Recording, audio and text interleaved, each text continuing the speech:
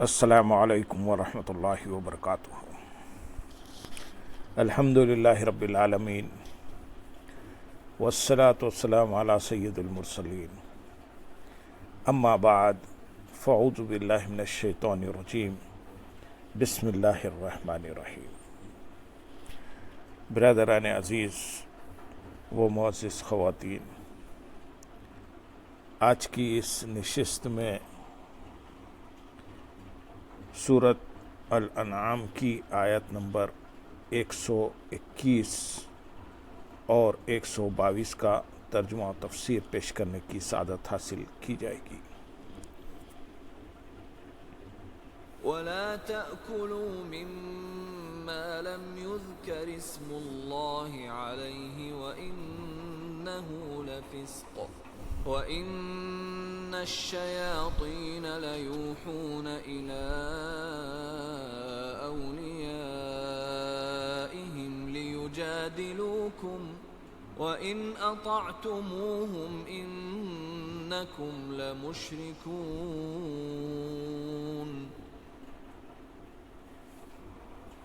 أَوَمَنْ كَانَ مَيْتًا فَأَحْيَيْنَاهُ وَجَعَلْنَا لَهُ نُورًا يَمْشِي بِهِ فِي النَّاسِ كَمَنْ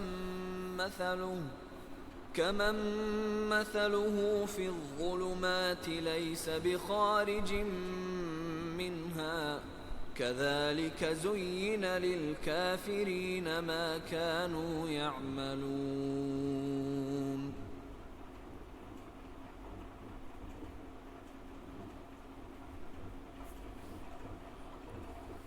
اور جس پر اللہ کا نام نہ لیا گیا ہوا ہو اسے نہ کھاؤ، اور بے شک یہ نافرمانی ہے، اور بے شک شیطان اپنے دوستوں کے دلوں میں وسوسے ڈالتے ہیں تاکہ وہ تم سے جھگڑیں، اور اگر تم ان کا کہنا مانو گے تو اس وقت تم بھی یقیناً مشرک ہوگے۔ اور جس پر اللہ کا نام نہ لیا گیا ہو اسے نہ کھاؤ۔ جس جانور پر ذبح کے وقت اللہ تعالیٰ کا نام لیا گیا اس کا کھانا حلال ہے۔ یہ بیان فرمانے کے بعد اب اس جانور کو کھانے سے منع کیا جا رہا ہے کہ جسے ذبح کرتے وقت جان بوجھ کر اس پر اللہ تعالیٰ کا نام ذکر نہیں کیا گیا۔ لہذا حکم یہ ہے کہ جس جانور پر مسلمان یا کتابی نے جان بوجھ کر اللہ تعالیٰ کا نام ذکر نہ کیا وہ حرام ہے، اور اگر بھول کر نام لینا رہ گیا تو حلال ہے، اور مسلمان و کتابی کے علاوہ کسی دوسرے کا ذبح کیا ہوا مطلقاً حرام ہے۔ یاد رہے کہ یہاں کتابی سے مراد وہ اہل کتاب ہیں جو اپنے نبی اور کتاب پر ایمان رکھتے ہیں۔ محض نام کے عیسائی اور حقیقت میں دہریے مراد نہیں ہیں۔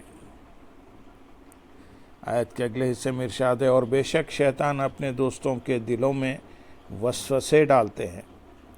اس آیت مبارکہ کی تفسیر کا خلاصہ یہ ہے کہ شیطان اپنے دوستوں یعنی مشرکوں کے دلوں میں وسوسے ڈالتے ہیں تاکہ وہ مردار کھانے کے معاملے میں تم سے جھگڑا کریں، جیسا کہ آیت کافروں کا ایک اعتراض نقل کیا گیا ہے۔ آیت میں مزید فرمایا گیا کہ اے مسلمانوں، اگر تم نے اللہ تعالیٰ کے حرام کردہ کو حلال کہنے میں ان کافروں کی بات مانی تو اس وقت تم بھی یقیناً مشرک ہوگے، کیونکہ دین میں حکم الہی کو چھوڑنا اور دوسرے کے حکم کو ماننا اور اللہ تعالیٰ کے سوا اور کو حاکم قرار دینا شرک ہے۔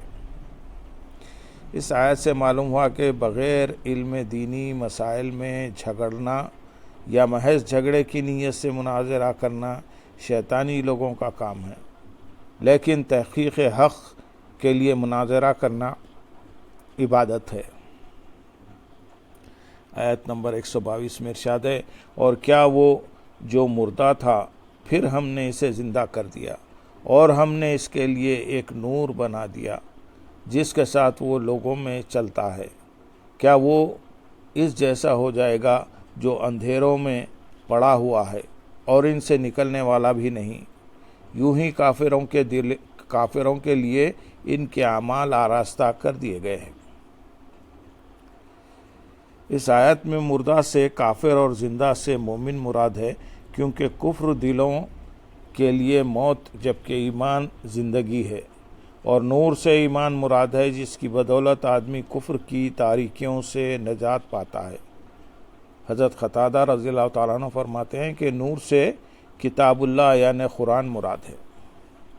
اس آیت کریمہ میں کفر اور جہالت کی مثال بیان فرمائی گئی ہے کہ مومن اور کافر کا حال یہ ہے کہ ہدایت پانے والا مومن اس مردہ کی طرح ہے جس نے زندگی پائی اور اس کو نور ملا جس سے وہ مقصود کی طرف راہ پاتا ہے، اور کافر اس کی مثل ہے جو طرح طرح کی اندھیریوں میں گرفتار ہوا اور ان سے نکل نہ سکے، ہمیشہ حیرت میں بھی مبتلا رہے۔ یہ دونوں مثالیں ہر مومن و کافر کے لیے عام ہیں، اگرچہ اس کے شان نزول کے بارے میں روایتیں مختلف ہیں۔ ان میں سے 3 روایتیں ہم یہاں پیش کرتے ہیں۔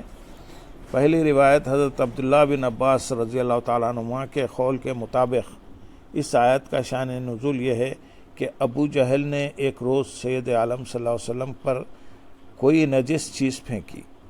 اس دن حضرت امیر حمزہ رضی اللہ تعالیٰ عنہ شکار کو گئے ہوئے تھے۔ جس وقت وہ ہاتھ میں کمان لیے ہوئے شکار سے واپس آئے تو انہیں اس واقعے کی خبر دی گئی۔ گو ابھی تک وہ دولت ایمان سے مشرف نہ ہوئے تھے، لیکن یہ خبر سنتے ہی طیش میں آ گئے اور ابو جہل کے پاس پہنچ کر اسے کمان سے مارنے لگے۔ ابو جہل عاجزی اور خوشامد کرتے ہوئے کہنے لگا، اے ابو یعلا، کیا آپ نے نہیں دیکھا کہ محمد صلی اللہ علیہ وسلم کیسا دین لائے اور انہوں نے ہمارے معبودوں کو برا کہا اور ہمارے باپ دادا کی مخالفت کی اور ہمیں بد عقل بتایا ہے۔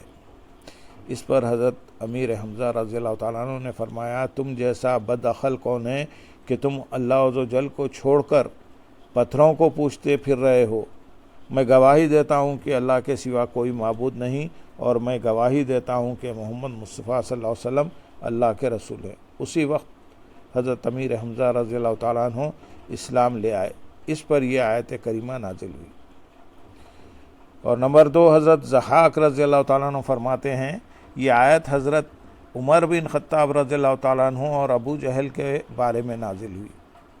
نمبر 3، حضرت اکرمہ رضی اللہ تعالیٰ عنہ فرماتے ہیں، یہ آیت حضرت عمار بن یاسر رضی اللہ تعالیٰ عنہ اور ابو جہل کے بارے میں نازل ہوئی۔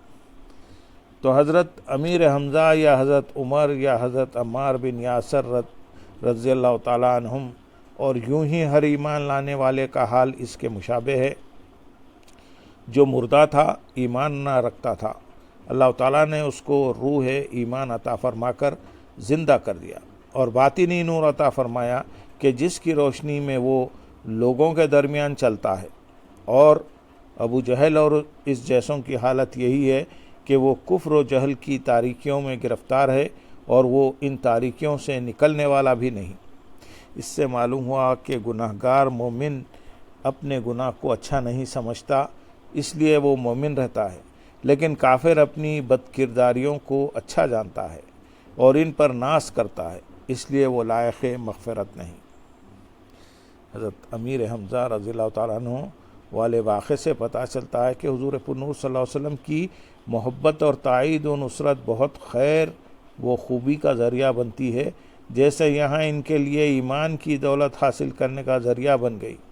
اسی طرح حضرت انس رضی اللہ تعالیٰ عنہ فرماتے ہیں، کسی آدمی نے نبی کریم صلی اللہ علیہ وسلم کی بارگاہ میں عرض کی، قیامت کب آئے گی؟ آپ صلی اللہ علیہ وسلم نے فرمایا، تم نے اس کے لیے کیا تیار کر رکھا ہے؟ اس نے عرض کی، میرے پاس تو کوئی عمل نہیں سوائے اس کے کہ میں اللہ تعالیٰ سے اور اس کے رسول صلی اللہ علیہ وسلم سے محبت رکھتا ہوں۔ ارشاد فرمایا، تم ان کے ساتھ ہو جن سے محبت رکھتے ہو۔ حضرت انس رضی اللہ تعالیٰ عنہ فرماتے ہیں، ہمیں اتنا کسی چیز نے خوش نہیں کیا جتنا حضور اقدس صلی اللہ علیہ وسلم کے اس فرمان نے کیا کہ تم اس کے ساتھ ہوگے جس سے محبت کرتے ہو۔ میں نبی کریم صلی اللہ علیہ وسلم سے اور حضرت ابو بکر، حضرت عمر فاروق رضی اللہ تعالیٰ عنہما سے محبت کرتا ہوں، لہذا میں امیدوار ہوں کہ ان کی محبت کے باعث میں ان کے ساتھ رہوں گا، اگرچہ میرے اعمال ان جیسے نہیں۔ اللہم صلی علی سیدنا محمد وعلی آل سیدنا محمد وبارک وسلم، وآخر دعوانا ان الحمد للہ رب العالمین۔